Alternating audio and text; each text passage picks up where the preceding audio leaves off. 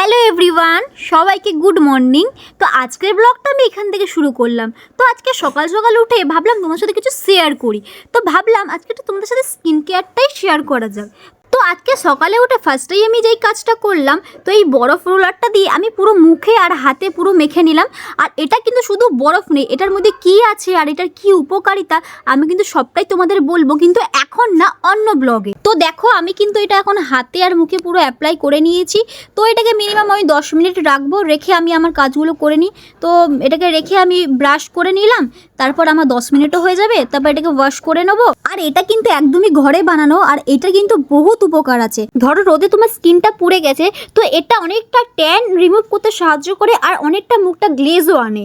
তো আমার কিন্তু 10 মিনিট হয়ে যাওয়ার পর আমি কিন্তু এটাকে ঘষে ঘষে একটুখানি ভালো করে উঠিয়ে নিলাম, দিয়ে নর্মাল জল দিয়ে ওয়াশ করে নিলাম। এরপর কিন্তু আমি ফেস ওয়াশ নিয়ে পুরো মুখটাকে ক্লিন করে নিলাম। আর এই প্যাকটা ইউজ করার পর কিন্তু আমাদের আর কোনো ফেস ওয়াশের দরকার পড়ে না। গাইস, আমার ফেসটা একবার শুধু দেখো, এত সুন্দর একটা গ্লো করছে, একদম যেন নিজের মনটা জুড়িয়ে যাচ্ছে। সত্যি বলছি, এই প্যাকটা এত সুন্দর কিচ্ছু বলার নেই। এরপর কিন্তু আমি একটুখানি টোনার আর একটু সিরাম আর একটু ময়শ্চারাইজার ইউজ করে নিলাম। আর লাস্টে কিন্তু একটু লিপ বাম ইউজ করলাম, যেন তো শীতকাল, এখন একটু লিপ বাম ইউজ করতেই হবে।